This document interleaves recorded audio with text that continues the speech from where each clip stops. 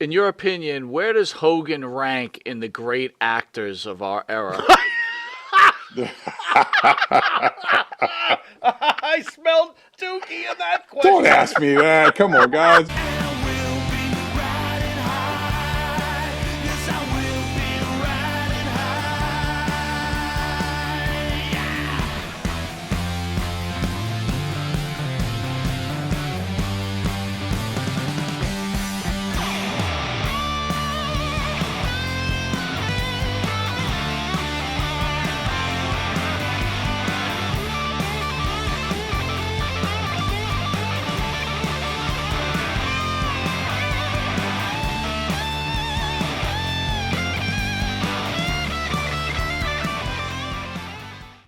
All right, welcome back to Long Island's #1 pro wrestling broadcast, where we have the honor of having Mr. Ray Lloyd on the Long Island's #1 pro wrestling broadcast. Ray, how are you, buddy?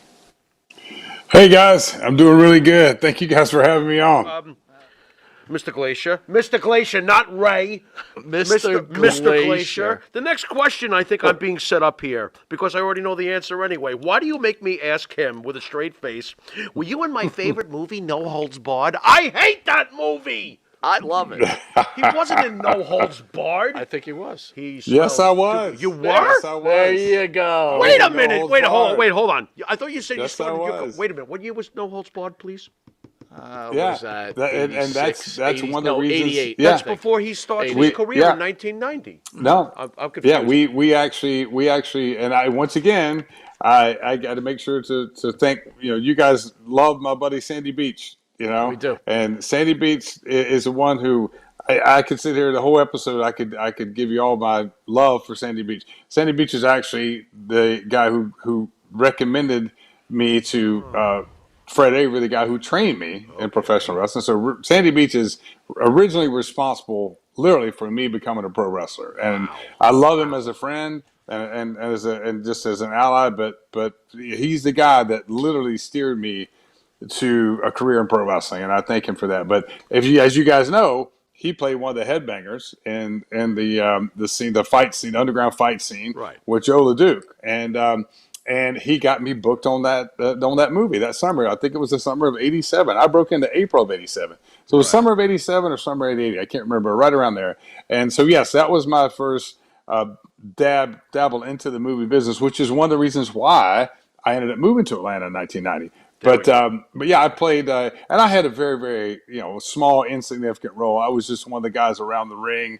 I was just kind of basically like an extra. But you can imagine being on the set. It's where I got to meet Stan Hansen and Joe LeDuc, and actually, Vince McMahon was on the set for a couple of days, which was and of course, I got to meet Hogan, and which was awesome because here I am, a kid just breaking into the business, but I do have a great story from one of the nights when we were filming when they were filming the fight scene between Stan Hansen and Joe LeDuc. If you guys want to hear it, Let's hear it. Hit it. all right. I was just telling this a couple nights ago to one of my buddies. And have you guys had Stan on the show? Stan Yes. Hansen? Yes, we have. Yes. Yeah. Really nice So you guys guy. don't know how great of a guy he is. Yeah, just an awesome guy. And so here I was, this young wrestler, and all of a sudden I'm spending my whole days getting to know Stan Hansen, and of course Joe LeDuc, who was great too. So they had this octagon ring that was kind of like had like this kind of matted floor, and it was supposed to be in this underground bar or whatever. Well, this is at the end of literally if anybody who's worked on the film, that 12 to 14-hour days are pretty much the norm when you're shooting a film. So this is at the end of like a 14-hour day. I mean, long, super long day. And I remember where I was sitting, my position on the outside of the ring was right next to where they had the camera placed at that time. And they were shooting the fight scene between Stan and Joe LeDuc. And every take they would stop, and Joe and Stan were just like hammering each other. I mean, they were just laying shots in left and right, but I mean hitting in safe places, but they were still knocking the hell out of each other. And so I remember that every time they call cut, the director called cut, he'd say, guys, just so you understand, you don't have to really have to hit each other. You know, with the angle we're shooting, it all plays to the camera. Don't worry about it. You don't have to really hit each other. And then they'd go again, and they'd still just bang the hell out of each other. You know? So after about the third take, the director says cut, and I'll never forget. Like Stan, you know, has Joe propped up on one of the posts, like with his hand on his like right shoulder, and the director says, Stan, it's a just want to remind you, like this is the movies. You don't have to hit Joe for real. And then, you know, Stan and Joe, they're both. It's a long day, but they're tired. And Stan whips right around, looks over his right shoulder, and he says, you know what? If I'm hitting Joe too hard, he'll tell me. And Joe just kind of nods like, oh, yeah, like that. And the director goes, okay. They just went on shooting, and every single take, they just kind of banged each other around, you know, pretty good. But it was just kind of like normal for them, you know. Ray, in your opinion, where does Hogan rank in the great actors of our era? I smelled Dookie in that question. Don't ask me that. Come on, guys. Who wins this fight? Andre the Giant or Bruce Lee?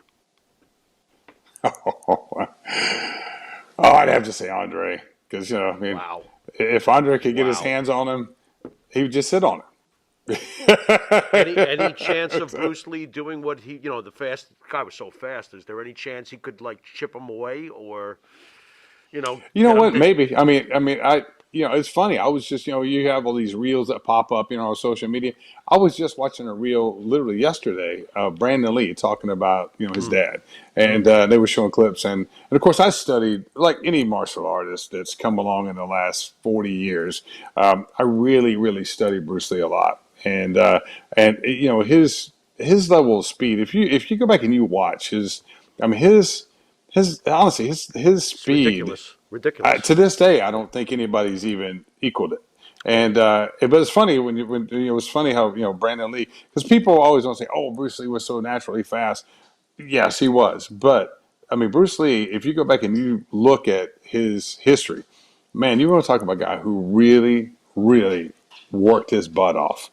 I mean, this guy trained almost maniacally, you know, to get, you know, as lean as he could, to get as fast as he could, you know, to kick as hard as he could. I mean, this guy like trained even today. I mean, the level of training that he did and back in the 60s and 70s, for the most part, it's not really matched by anybody today. I mean, a lot of people, you know, I always laugh when people say, I went out and I gave 110%. And I always have a great saying, you know, that I've said for years, you know, 110% does not exist. Right. You know, it's 100% or it's nothing, you know. And so Right. if you say 110, 150, you know, no, I mean, 100%.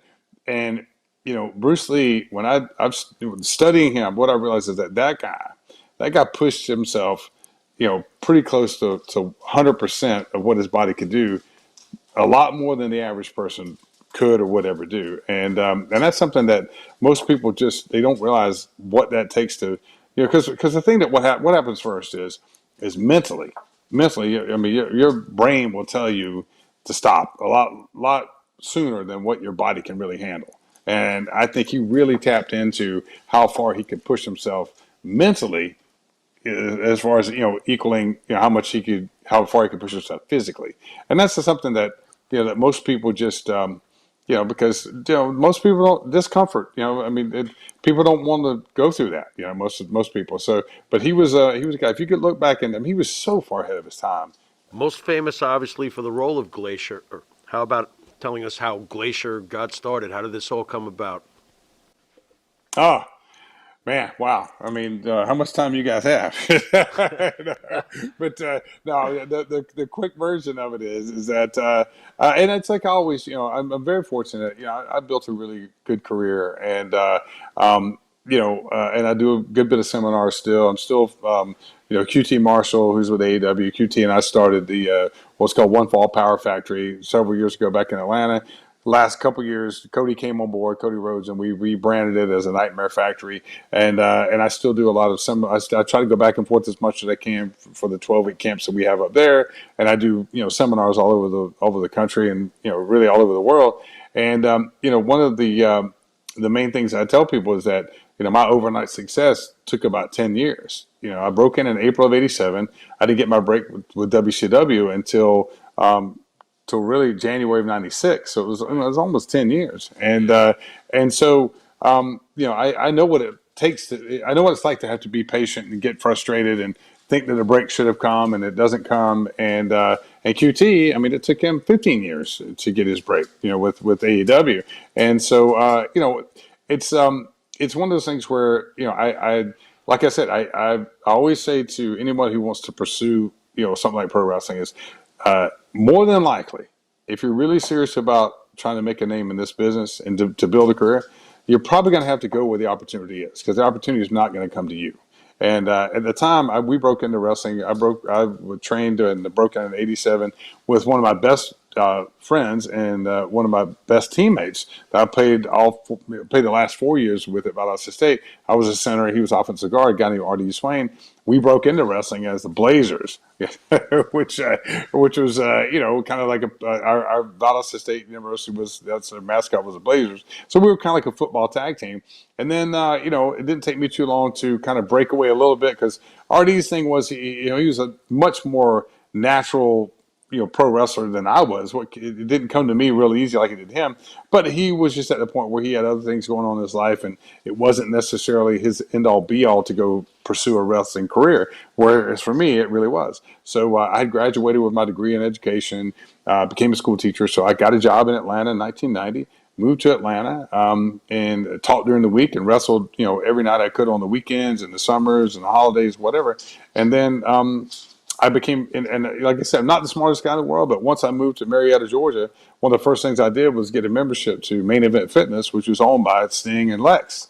And all the wrestlers worked out there. And a lot of the guys I already knew anyway, guys like Disco Inferno, Buff Bagwell, Scotty Riggs. We all came up together. And so we were all working out the Main Event. And through that, through Disco, really, I got to meet and become really great friends with Diamond Dallas Page. And in the early '90s, anybody that knows Dallas's journey knows that that's when he was with WCW, but he was still trying to break through and make a name for himself. He and I became great friends. And, I have a lot of great quotes that I use just because as a teacher and a coach. But my number one all-time favorite quote is, it's not what you know, it's not who you know, it's who's willing to say they know you. So who's willing to put their name and reputation out there to give you a leg up. And Dallas was willing to do that with me, for me, with Eric Bischoff. And then so he ended up telling Eric about my martial arts background, all that stuff. And just coincidentally, that's when WCW was looking to, TBS, had already, there was a popularity of the Mortal Kombat, movie and the game. And then TBS had signed on to do this Mortal Kombat TV series. And so that was our main question, was how can we bring this into the wrestling ring, or can we even bring it in? And so that's how it kind of happened. I met Bischoff in January of '96. Made a good enough impression where he signed me right away, and then eventually Chris Kanyon got signed. Eventually Brian Clark, who had come from WWF as Adam Bomb, and Brian and I kind of came up together in the North Georgia wrestling, and before he became Adam Bomb, and then Ernest Miller came on board, and the four of us, and then James Mitchell came on board as James Vandenberg, and that's how it all started. But it was like I said, it was almost 10 years worth of hard work just to get to that point of what most people, because this just was infancy of the internet. So when I burst onto the scene, so a lot of people, even Dusty, and of course Dusty became, who was my childhood hero. Dusty became a mentor of mine, and even Dusty thought that Eric somehow found me somewhere, and he had no idea I wrestled for 9 years and built a good name in Japan and everything before I came to WCW. So yeah, that's kind of the short version of kind of how Glacier really began. How about the name Glacier, though? Like, you're going to be Glacier. And you're looking at him like, what? Yeah. What was your reaction when you got the name? Well, here's the great story about how the name came about is we used to, I recommended a gentleman named Andre Freitas, who was a special effects makeup artist. He owned what was called AFX Studios in Atlanta, and he's a tremendously talented special effects artist, still to this day. So Eric liked Andre, hired him to be the guy who created our look. and the name and everything. And so he was the guy that brought Glacier and Mortis and Wrath and Ernest the Cat Miller from drawing board to finished product. Okay. And so we would have these what we call midnight meetings at Andre's studio, where Eric would drive over on his motorcycle and literally we'd meet at midnight and go over all these the stuff that Andre had come up with, and of course we were meeting with Andre all the time, and so Glacier was going to be the first one of the four, obviously, and so we started off with a list of like over 150 names. And we kept whittling away, and then we finally got down to like the final, quote unquote top 10 names. And then here's the funny thing is once everything was said and done, Andre put a folder together. This was after I'd already been out for a while, and I think it was maybe the 1 year anniversary, maybe of Glacier. But he put together a folder of kind of like all of his notes that he had put together, and this is something that's really really funny as far as if you look at timelines, because this was early '96, and Steve Austin came from stunning Steve Austin came from WCW, went to WWE, WWF at the time, became what was a Taskmaster and all that stuff before he became Stone Cold Steve Austin.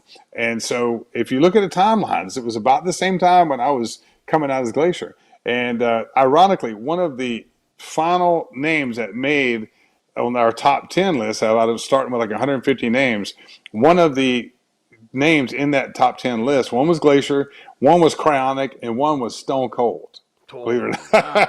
Wow. And of course, I'm the first one to say, let's face it, the right guy got the right name. All right. Yeah, I got you.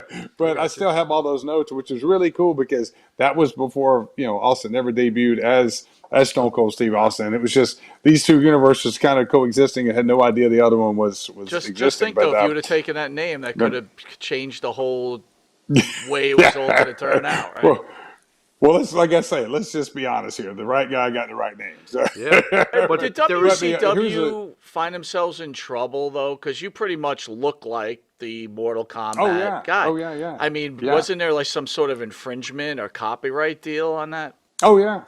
Oh, yeah. And the funny thing was when we whittled the name down, I'll never forget, it came down to the last two names were Cryonic and Glacier. And we were all campaigning for Glacier. But for whatever reason, I remember that Eric seemed to like Cryonic, and which Cryonic sounds a lot like chronic, Right. which most people consider the word chronic with marijuana. and so I remember Brian Clark saying to me, "Yeah, kind of frozen marijuana." But I'll never forget like Andre Cretus saying like. He's like, we have to band together and pitch Glacier. He's like, you can't be, chronic, like you can't be cryonic. Chronic, that's like a verb, I was like, look, man, I didn't pass English, and I barely passed English in high school. But so we all campaigned, and we came up with this idea to pitch to Eric. It's like, okay, we'll go with Glacier, and then his finishing move will be the cryonic kick. And honestly, like at that time, we didn't really know what kick was going to be the chronic kick. I know. Here's the thing. I knew I wanted my kick to be anything but the super kick because everybody knew the super kick. I mean, Shawn was doing it at the time, and Chris Adams had done it before that, but we tried several kicks. So eventually, I got the name Glacier. We settled with Glacier. We settled on chronic kick. But what we really also determined was that the audience, especially at that time, you couldn't throw any kind of crazy, outrageous kick at them because the audience just wasn't ready for that yet. I mean, and which sounds kind of ironic today because it seems like everybody kicks now. But in '96, there were very few people that were actually throwing kicks, and very few people that were willing to try to bump off of kicks being thrown at their head. Which like I said, it sounds kind of like crazy today because they think about everybody throws kicks now. But anyway, so yeah, so that's kind of how we settled on the name and the name for the kick, and but yeah, so from there it was just we were like, okay, well, how do we figure out who Glacier is? And my whole thing was to go back and create this backstory, that really explained, and I was really big on wanting to kind of marry a little bit of fiction with a little bit of truth. So we did the whole, Glacier came from Japan. He studied with his master, blah, blah, blah, blah, blah. But I also wanted to kind of bring in some truth to, make it a little autobiographical. So that's where we pulled in the story of, coming from a law enforcement family and blah, blah, blah, blah, blah. So that's kind of how we kind of got started with the whole Glacier thing. One of your biggest feuds was with Mortis, Chris Canyon. What was it like working with Oh, Chris? yeah. Oh, man. Well, first, let me just say that I absolutely love Chris. I miss him every day. I really do. He was, when we first met, was when this whole thing came together. And he had been in the business, I think, maybe about as long as I had, maybe not quite as long, maybe a year or two less than me. But we both were chasing that dream of, like, our goal is to make it in pro wrestling, become a make it at the highest level and perform, at the highest level. And so I remember when I first met him, we started talking. Of course, him and Dallas had known each other, and that's how we met. And I realized real quick that he had that same drive and that same passion that I did. And also one thing that Chris had that I think linked us from the very beginning is the fact that we both were average athletes. I was an average college athlete. I couldn't run really fast. I couldn't jump really high, but, I had pretty good flexibility, which is why I was able to, excel in martial arts. But Canyon was 6'4", around 250, 260, and had an unusual level of athleticism for that big, even though he'd never really been like a basketball player, football player, anything like that. So our thing was, okay, let's take our natural gifts and let's figure out how can we work together and how can we entertain people as best we can. And I will tell you, every time we worked together, we went 100%. We kind of banged on each other pretty good, but never out of spite. We always hit safe areas, but we laid our stuff in, and it was just because we knew that that was kind of what Eric expected out of us, and we knew that's how we were going to get the best out of each other. But I can honestly say, I'm finally at the point all these years later that I can really talk about him without breaking down. Because I cared about him and loved him as a friend so much, and I still do. I undoubtedly had the best chemistry in the ring with Canyon, more than anyone else I've ever wrestled with, and I know I've said it 2 or 3 times, but I really do truly miss him every day. He was a great guy. He had some problems near the end, but and I really wish he would have reached out, more. But it was we were trying to reach out to him, and there was just it came a point where he kind of closed off to everybody, and then eventually, he passed. But yeah, the years that I spent with him, he was a great friend, and my buddy Luther Biggs and I, and Vandy, Jim Mitchell. Whenever we talk, we very much keep his memory alive, because he had so many great sayings and great quotes that he could only say in that New York accent that we throw those around all the time. So we very much keep his spirit alive. Right. You hear about, I'm sure the pro wrestling locker room could be pretty tough, right? You got a lot of testosterone floating around there. Now, we all know that Chris was gay. Did Chris get, abused at all in the locker room? I know he's a big guy and everything else, but being that, of his sexual orientation, did the locker room give him any problems? And did you know he was gay at that time? No. It's weird. To sit there and say that, yeah, we kind of knew. We kind of knew, but we never really asked him. I never asked him, and he never really gave up that information. But we kind of knew. Here's a guy who, like all of us, we were on TV 4 nights a week back then. And we lived in Atlanta where, during the 90s, it was the greatest time in the world to live in Atlanta. Every time we went out anywhere, we got carte blanche treatment. It's just, and you never really saw him, on dates with girls or women or whatever. And, but it was like, you know what? It was like, after a while, it was just kind of like, that's Canyon. It's no big deal, whatever. But no, in the locker room, it was never, I never saw any indication that there was, because once again, you have to think this was the 90s. It was a totally different time. And that was, I always say that one thing about Chris that I thought was very unique in the sense that even to this day, I can sit here and I think back and, you know, Kenyon, he never displayed a lot of what, people, I guess would say, stereotypical, mannerism or tendency. It was never, he was never one who displayed any of that. It was just, it just wasn't anything that was ever really talked about. But he was, and he always seemed, quite happy and quite, in a good place with who he was and where he was. And but yeah, it was one of the things where, we just didn't, we in the inner circle, and in wrestling, everybody has their. It's like any place where you work. Everybody, you kind of have your clique, that you hang out with, and like I said, that's certainly not isolated just in wrestling. That's in any job, any job atmosphere. But we had our group, and everybody kind of knew, but we just didn't. We never talked about it. He never brought it up. We never brought it up, but everybody kind of knew. How was Hogan, Nash, and Hall towards you? And did you ever see how they were towards others? Do you ever see them throwing their weight around? Because you know what their reputations are. Any chance you could help clear up what it was like with those guys in the locker room, brother?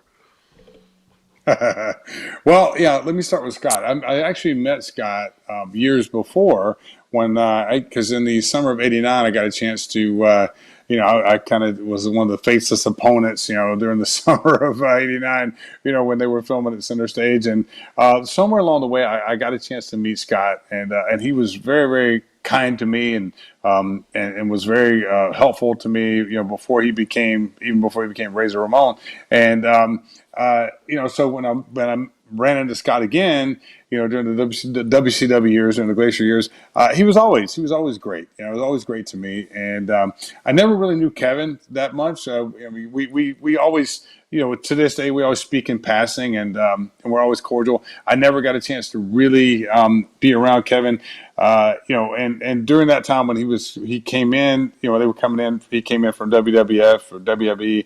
Of course, there was a lot of things being said.